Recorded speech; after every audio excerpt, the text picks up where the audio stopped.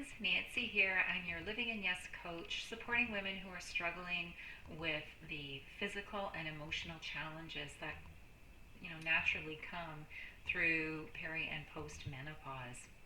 So today I want to talk about really finding your new normal at this time in your life, and finding a way to really embrace this journey and navigate it with confidence going forward.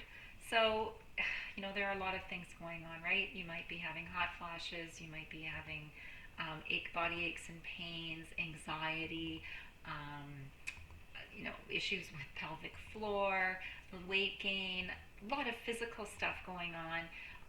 Or there might just be lifestyle changes that you're needing to look at, maybe to get a better night's sleep, or starting or ramping up an exercise routine. All of these sorts of things that are changing now as we go through this time in our life. So I want to talk a little bit about what are some strategies that we can use to really embrace this phase with confidence, so that we can just really adapt, be resilient, and flourish through this time. So the first thing I want to talk about is really just embracing mindful awareness. Now, I talk about this all the time. It's really just noticing what's going on for you, right? Without judgment. What am I feeling in my body? What emotions am I feeling? Not judging them, just tuning in, allowing them to speak to us. Because, if we don't pay attention to what's going on, first of all, it gets louder until we actually do pay attention. And the more we pay attention, the more we can kind of,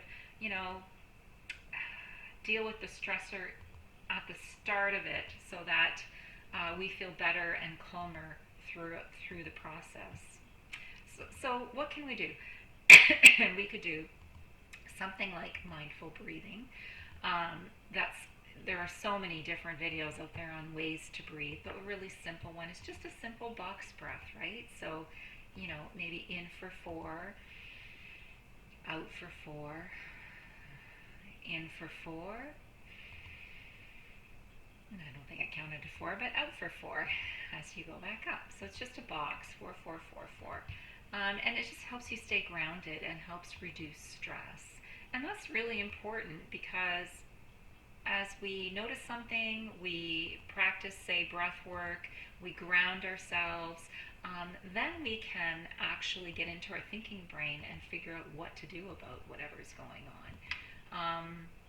I find journaling is often, some people love it, some people don't. Journaling can be very helpful, sort of as a little bit of detective work. So, I'm having these hot flashes. I'm writing about them, what's happening, where am I, what was going on in my life, what did I just eat, what happened that day, all of those sorts of things. That can really help identify things in your life that are, increasing the occurrence or making it worse, which is a great place to start, in coaching. And another thing we can do is just set an intentional moment. So, even setting an alarm on your phone, so that a certain, maybe 3 times a day or 2 times a day or once a day, we just check in with our bodies and notice what's going on. Because, we've talked about this. If we can't help something we are not paying attention to. So another thing that we can do is start establishing new routines. So it might be say for example, it might be an exercise routine that you're trying to establish.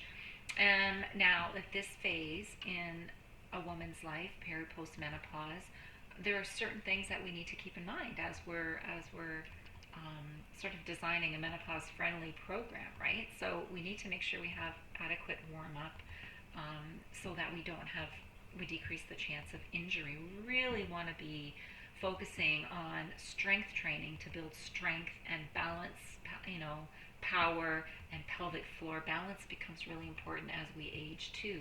We want to make sure that we are still working on our cardio to build our aerobic fitness, but often that crazy cardio just is not good for our bodies anymore. It just raises our cortisol levels too much. Although we still need it, and very important, given that cardiovascular disease is, one of the number one killers of women our age. So definitely want to be getting the cardio. We want to be getting enough rest and recovery. Our bodies are aging. We need a little bit more rest and recovery. And when we're resting and recovering, that's when we're building muscle. So it's important to allow our bodies that time. And, you know, just allowing whatever we do to be enjoyable is really important. And maybe, creating some relaxation rituals in our lives. And, before you go to bed, what do you do before you go to bed, right? We've talked a lot about sleep hygiene. Maybe adapting your diet. We've talked a lot in the past about what is really important at this time in our life. So, for example, making sure you're getting enough calcium and vitamin D from hopefully food sources, but wherever you might need it, to support our bone health, which again becomes another issue at this time in our life. So, and then finally, just setting realistic expectations for yourself, because it's important to have realistic and compassionate goals. Because the changes that are going on, it's not like we go from A to B. B is not the destination. Like, we're changing. It's a journey, and things are changing constantly as we move forward.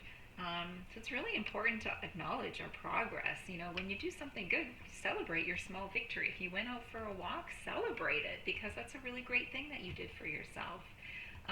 So not so much focusing on I haven't achieved this yet, as focusing on, allowing yourself to be happy about what you've done so far, knowing that you're still moving forward. And adjusting those goals as you need to, right? Being flexible is very important. And getting support when you need it, because sometimes we all just need a little help getting where we want to go. So all of these things are so important. So bottom line, finding your new normal during menopause is about embracing change with flexibility and compassion, and realizing that even that new normal might change going forward. So just being flexible and resilient. This is our human experience. So, remembering to embrace mindful awareness, establish new routines, and set realistic goals. All of these things can help us navigate our menopause experience with more confidence, ease, and resilience. So, how can a coach help? Well, you don't have to do this alone. It can be a challenging time in your life. So, Menopause Coach can help you first, release stress and overwhelm, so that you can tap into your inner strength, let go of your self-judgment, and trust yourself. So going forward, you can take action towards the goals that you want. We can help you define the goals that you want, and really feel good in your body while you're navigating this journey with confidence and grace. So think of menopause as a dance. You might stumble, but with practice, you'll find your rhythm and you will move forward. So I hope that was helpful for you. Please, thanks for listening. Please download your freebies, and I would love to chat. If you have any questions, let me know what you want to hear about, and we'll chat soon. Bye.